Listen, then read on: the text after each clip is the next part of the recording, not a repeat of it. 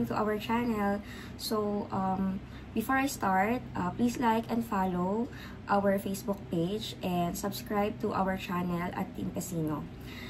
So for today's video, I will be sharing with you yung itinerary namin, expenses, and some tips na rin para sa travel namin last November 2024 sa Hong Kong. So, first, i-discuss ko yung actual itinerary natin for 5 days and 4 nights. Actual kasi yung day 1 natin na activities, hindi siya natuloy kasi lumating kami sa Hong Kong, umuulan nun. So, hindi natin i-risk yung health ng mga bata. Lalo na may kasama tayong bata, senior, hindi natin i-risk yun kasi mas mahirap na kung magkasakit man sila, mas lalo tayong hindi makakagala sa mga susunod na araw. Okay. So, for day 1, pag-arrive namin sa NAIA, nagbayad muna kami ng travel tax. And then, nag-breakfast kami after immigration. And then, pagdating namin sa Hong Kong International Airport, na-claim muna kami ng packet wifi na ni-rent namin sa Klook. And then, bumili na ako ng octopus cards namin. So, later, i-discuss ko kung magkano yung binayaran namin sa octopus cards. And then, bumili din ako ng airport express tickets. Dapat kasi, from airport to Tsuen Wan, magbabas lang kami. Kaya lang, kapag kasi bus from airport to Tsuen Wan, bababa kami sa tapat ng Yan Chai Hospital. Doon kasi sa drop-off, malapit na lang yung lalakarin to Panda Hotel. Kaso nga, dahil nga umuulan, at meron tayong dalang stroller, meron tayong dalang luggages, so may hirapan tayo na makapunta sa hotel. So, nag-airport express na kami. And then, pagdating sa hotel, dapat iiwanan lang muna namin yung mga gamit sa concierge, pero pinag-early check-in na kami. So, after namin madala yung mga gamit sa room, nag-lunch muna kami. Doon kasi sa baba ng Panda Hotel, meron doon mga restaurants. So, doon na kami nag-lunch. Hindi na kailangan lumabas ng hotel. And then, bumili na din kami ng pang-snacks namin, and then bumalik na kami sa room.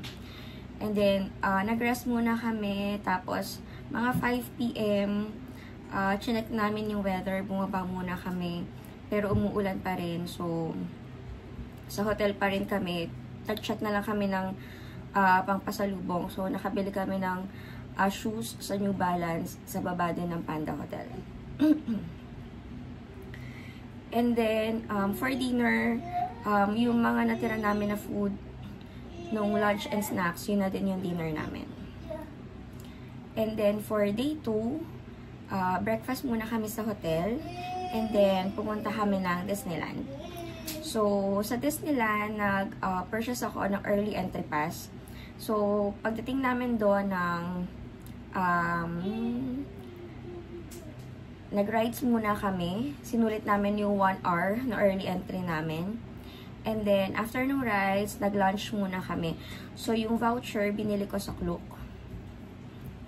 A day before yung punta namin sa Disneyland. And then, after lunch, minute up namin yung photographer namin. And then, photoshoot for 1 hour. And then, after photoshoot, nag-rides ulit. And then, nanood kami ng shows. And then, nung pagod na yung mga bata, ayan, nag-rest na kami, tumambay na kami dun sa tapat ng castle, habang naghihintay ng Momentus. Then, after Momentus, balik na kami sa Tsuen Wan Station, and then, bumili muna kami ng food para sa dinner.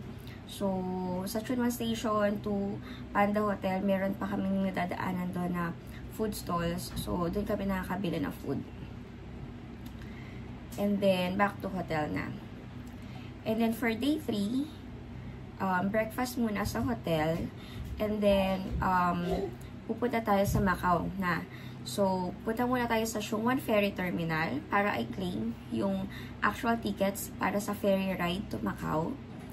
And then, pag-arrive sa Macau, minit up namin yung tour guide namin. So, tour guide / photographer na siya. So, ang pinuntahan namin sa Macau, Fisherman's Wharf, Ruins of St. Paul, and Senado Square.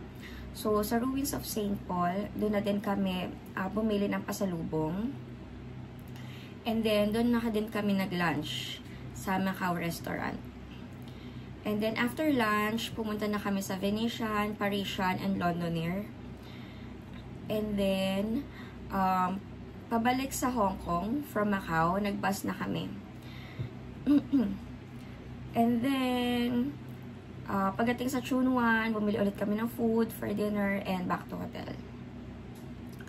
Then, for day 4, dito namin ginawa yung activities namin for day 1 dapat. Kasi for day 4, dapat ang activities natin ay pupunta tayo sa mga temples and parks. So, for day 4, breakfast, and then punta tayo sa Tung Chung Station, and then sakay ng cable car. So, yung tickets para sa Ngongping Cable Car, pinurchase namin sa website ng Ngongping Cable Car. And then, pagdating natin sa Ngongping Village, in-explore natin yon, umakyat tayo sa Big Buddha. And then, pabalik sa Tung Chung, nag-cable car ulit tayo. And then, after nun, from Tung Chung to Tsim Sha Tsui Station, doon na kami nag-lunch sa Tsim Sha Tsui, sa Macau Restaurant, and Jollibee para sa kids. And then, after lunch, pumunta tayo sa Avenue of Stars, and then Victoria Harbor Cruise. So, yung ticket dito sa Harbor Cruise, hindi ko binili siya sa Klook. Kasi, may nabasa ko na doon ay merong mga nag-offer ng lower price compare sa Klook. Discounted price siya. Eh, dapat talaga hindi na kami mag-Harbor Cruise. Kaso, nung time na dumating kami sa Avenue of Stars, umaambon nun. So, sumilong muna kami. Kaso, sakto kasi may lumapit sa amin na senior. So, inofferan kami. So, ginrap na din namin. And then, after nung Harbor Cruise, hinanap namin yung statue ni Bruce Lee. Kasi nung last 2023 na punta namin sa Hong Kong, hindi namin siya nahanap. So, ngayon hinanap talaga namin siya kasi gusto siya makita ng asawa ko. And then, after nun, pumunta kami sa Mongkok Station. Namili kami ng pasalubong sa Ladies Market. And, nagtingin din kami ng shoes sa Sneaker Street. And then, back to hotel na. So, meron pa kami mga natira dyan na food. Kaya, hindi na kami bumili ng food for dinner. And then, for day 5, breakfast. And then, check out na sa hotel. And then, pumunta na kami sa airport. And then, nag-check-in muna kami. And ito yung wag na wag nyung kakalimutan ko. Nag-rent kayo ng Wi-Fi or packet Wi-Fi sa Klook. Dapat ma-return nyo siya bago kayo pumunta sa immigration. Kasi kapag pag nakalagpas na kayo sa immigration, hindi na kayo makakalabas doon. Hindi nyo na maibabalik yung packet Wi-Fi. So, kailangan yung maibalik yun bago kayo pumunta sa immigration. And then, after nun, nirefund din namin yung balance pass sa Octopus Cards. And then, nag-lunch muna kami sa McDo. Tapos, yung mga natira pa namin na HKD, pinambili ko ng pasalubong sa Disneyland store sa airport. And then, back to Manila. So, ayan yung actual itinerary namin for 5 days and 4 nights sa Hong Kong. Okay, so, ang next na i-discuss natin is yung expenses natin sa Hong Kong. So, first is yung round trip plane tickets natin. So, Cebu Pacific tayo, total is 28,382 for 5 packs. So, hindi ko na nilagay yung price per adult, child, or senior. Sa total na lang tayo. So, total is 28,382 pesos. So, per head is 5,676. Pero, Ito, binook ko ng April for November travel date. So, yung unang binook ko ay pang-apat lang. So, 2 adults and 2 kids. So, dun sa apat, dapat ang per head is 5,000 lang. Pero, nung mga August kasi, nag-purchase ako ng additional ticket. So, malapit na yung travel date nun. Kaya, ang nabili ko nun is 8,000 na for round trip. Kaya, ang total natin is umabot ng 5,676 per head. And then, nag-avail din ako ng seat selector since meron tayong mga kasamang bata. So, para magkakatabi kami. And then, nag-avail din ako ng additional 20 kg baggage. For seat selector, total is 3,000 round trip na. And then, for additional 20 kg baggage, 3,432 round trip na din yun. And then, for hotel, 4 nights, sa Panda Hotel kami nagstay. Total for 4 nights is 22,242 pesos. So, bakit sa Panda Hotel? Last year, 2023, nung pupunta kami sa Hong Kong, sa Panda Hotel din kami nagstay. So, merong 2 stations na malapit sa Panda Hotel, Tai Wo Hau Station and Tsuen Wan. Sa Tai Wo Hau Station, mas malapit yon sa Panda Hotel. Kaso, ang problem namin doon, kapag meron dalang stroller, kapag papasok ng MTR station, wala siyang escalator or lift. So, kailangan namin bitbitin yung stroller and kailangan kargahin yung bata. So, after nung first day namin last year, tinry namin yung Tsuen Wan. So, sa Tsuen Wan, medyo mas malayo siya sa Panda Hotel. Pero, hindi namin kailangan bitbitin yung stroller. So, dire-diretso lang kami doon. Tapos, yung madadaanan namin, meron pang bubong. So, mas okay sa amin yung sa Tsuen Wan. Tapos, doon pa sa Panda Hotel, syempre, na-try na namin last year.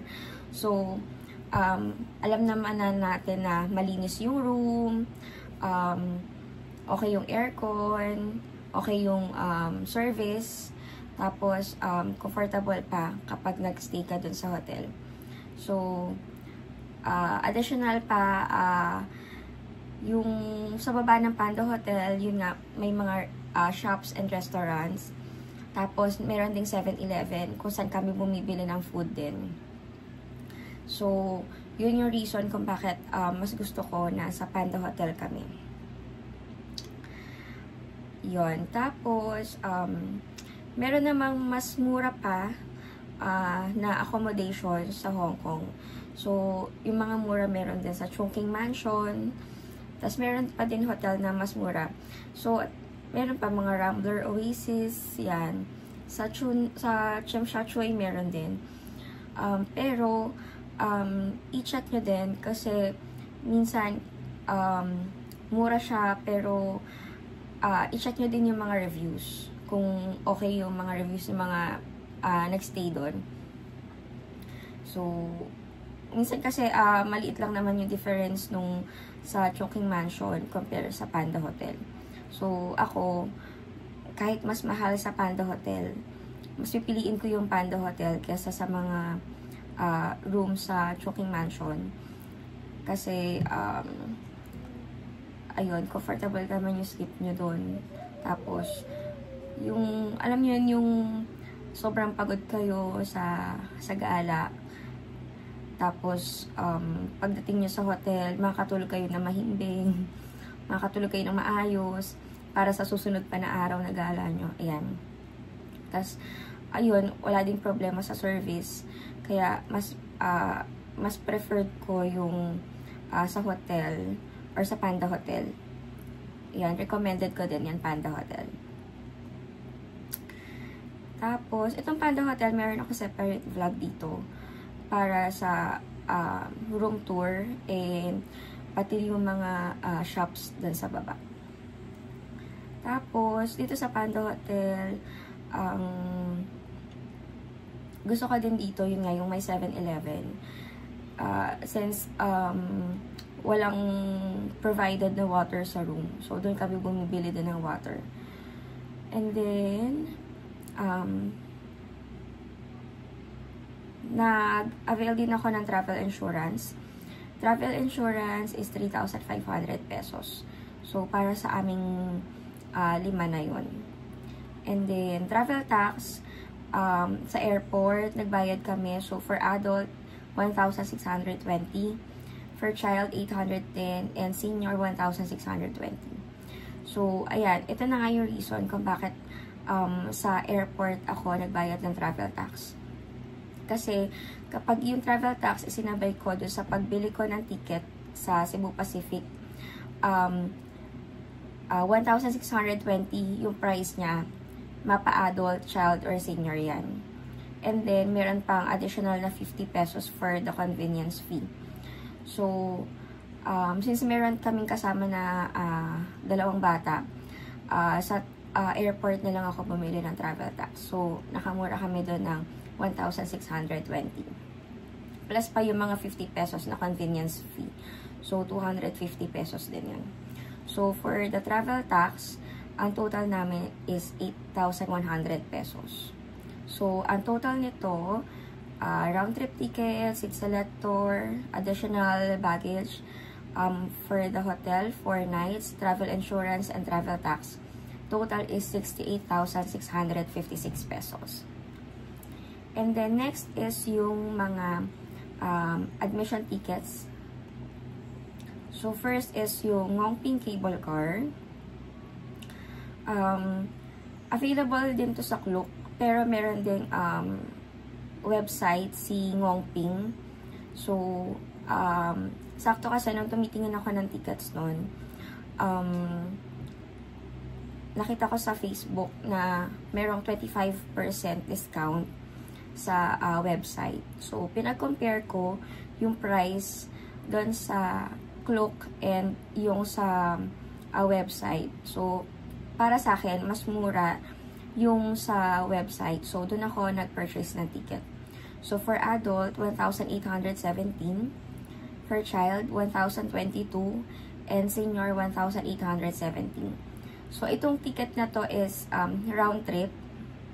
Yung papunta is Crystal Cabin. And yung pabalik sa Tung Chung Station is standard cabin na. So, total na binayaran ko for the Ngongping Cable Car is 9,313 pesos. And then next is yung Disneyland admission ticket. So, for adult, 4,631. Child is 3,475. And for senior, 780 pesos. So, yung child and adult, sa Klook ko siya binili. And yung sa senior, sa Disneyland website ko siya binili. So, ang mura nung sa senior kasi sa website, 100 HKD lang siya. Parang until December lang yun. Or until December 1 or November 30, ganyan.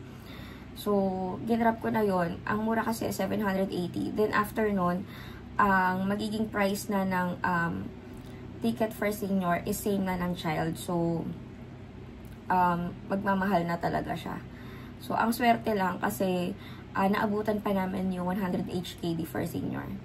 So, for Disneyland admission ticket, total is 16,992.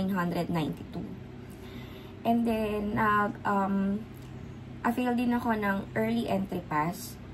So, early entry pass is 1,494. Same price, adult, child, and senior. So, total is 7,470. So, last year kasi, 2023, nag 2 days kami sa Disneyland. So, nasulit namin yun. Yung hindi kami nagmamadali sa mga rides, okay lang na kahit mahaba yung pila kasi meron pa namang kinabukasan, makakabalik pa kami. Pero, yung itinerary kasi namin nun is 2 days Disneyland, 1 day Ocean Park, and then 1 day yung sa Pic Tram, Sky Terrace yan.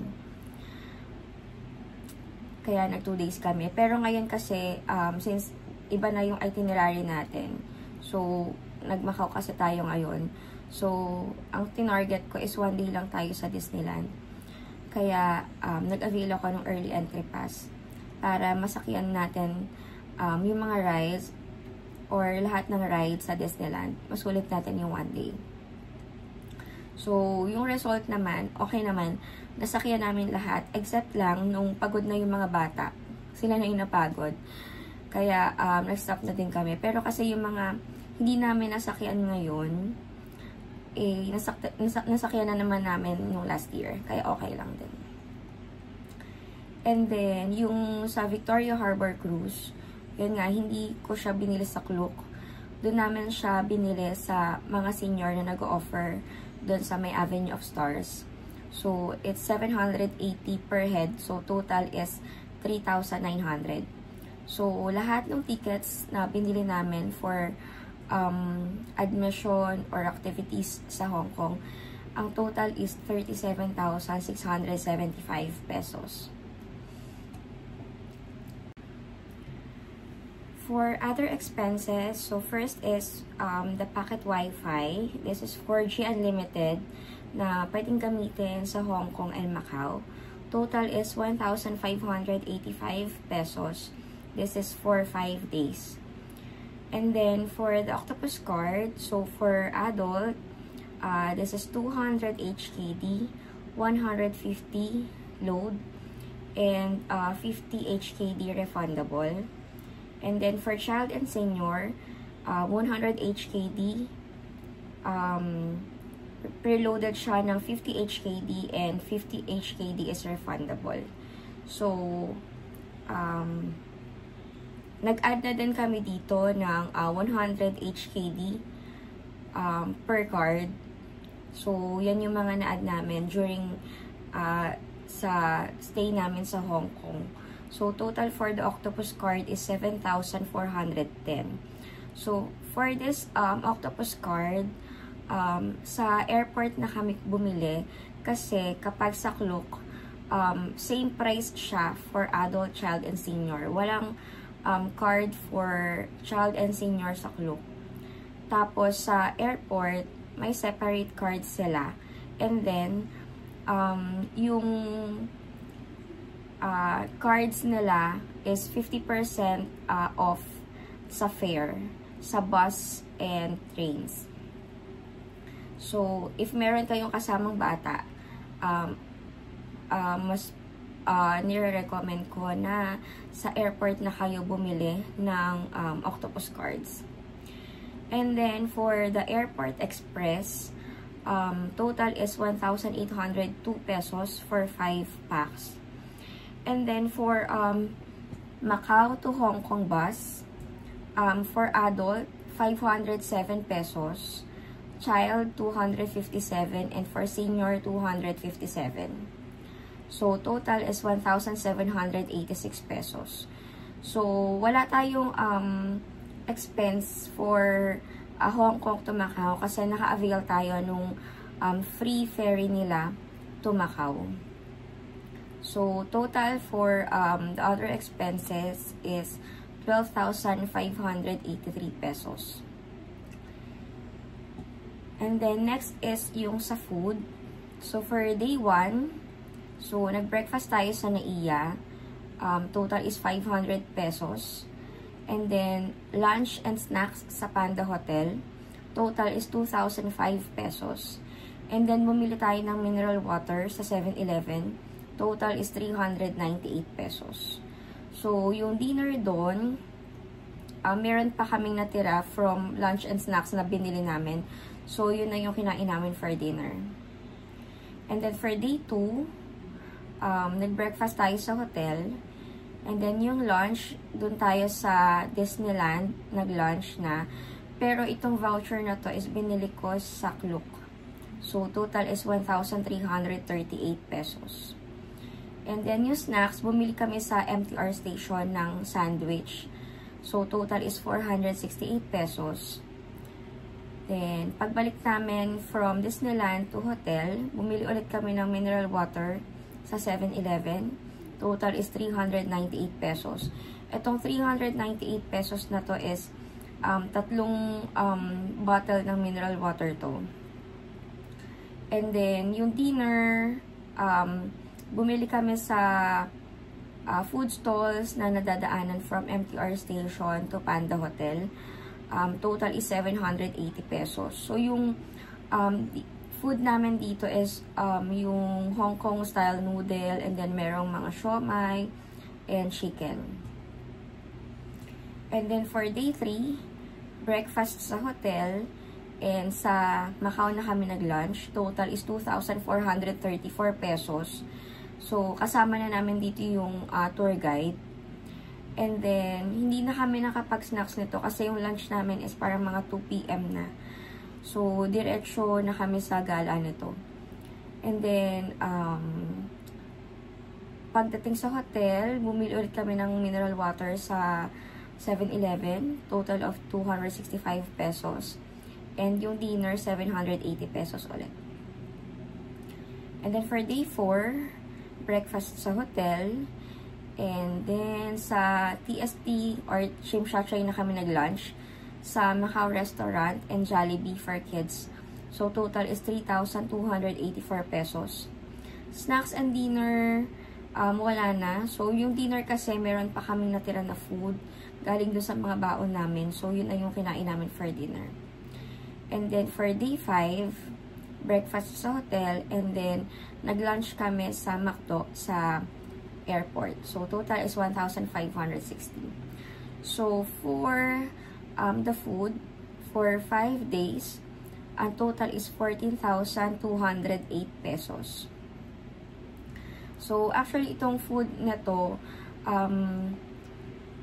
medyo tipid pa to kasi ang target ko talaga is makapag-food trip. Kaso, dahil nga hindi natuloy yung activities natin nung day 1. So, yung last day natin na dapat dun ko gagawin yung food trip, hindi na natin nagawa. Ayan. So, kung babalik man tayo sa Hong Kong, sana magawa na natin yung food trip. Dahil gusto ko din talaga matikman yung mga nire-recommend nila na masasarap na food sa Hong Kong. And then, sa pasalubong, sa Ladies Market, ito yung mga nabili namin. Keychains, 3 sets for 100 HKD.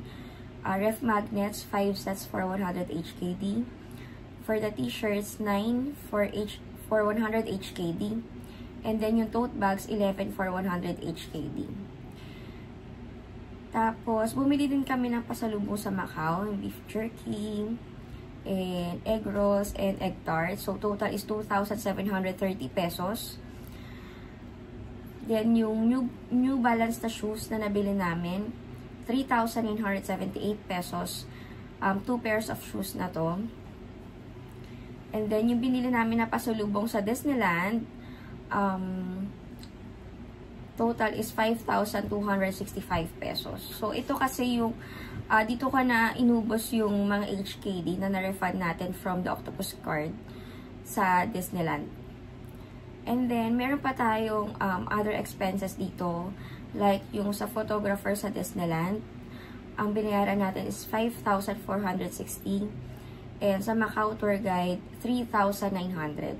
So, for the pasalubong, total is 15,993 pesos. And then, sa photographers, 9,360 pesos.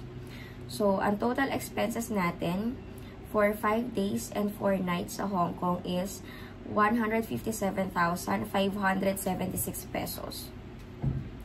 So, kung ipa-per head natin, ang total expense natin per head is 31,515 pesos. For some tips, for example, for the flight tickets, mas okay kung paplanuhin nyo na kung kailan yung punta nyo and maghintay kayo ng seat sale. Kasi mas makakatipid talaga kayo.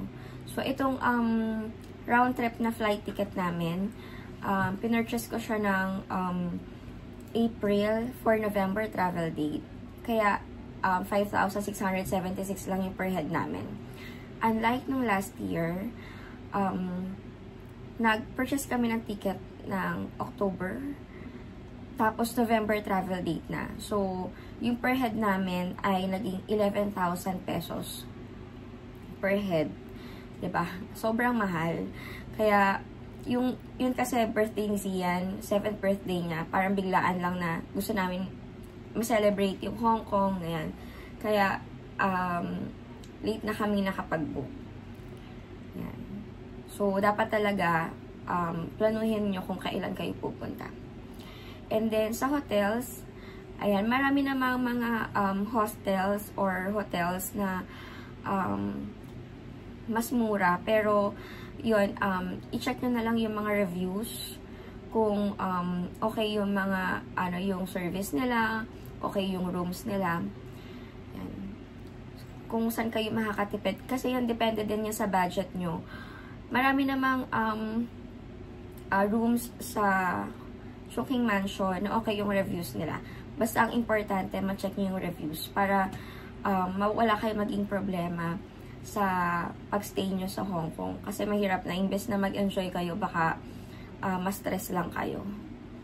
Yan. And then, yung travel insurance, ito naman is hindi naman required, pero recommended na magkaroon ng travel insurance. And then, travel tax, kung meron kayong kasamang bata sa airport na kayo magbayad ng travel tax. And then, itong itinerary kasi, or expenses, ay magiging dependent sa magiging itinerary nyo. Marami naman kasing attractions or tourist spots na pwedeng puntahan sa Hong Kong na walang admission fee. So, kung yung mga yun na pupuntahan nyo, like parks, temples, makakatipid kayo.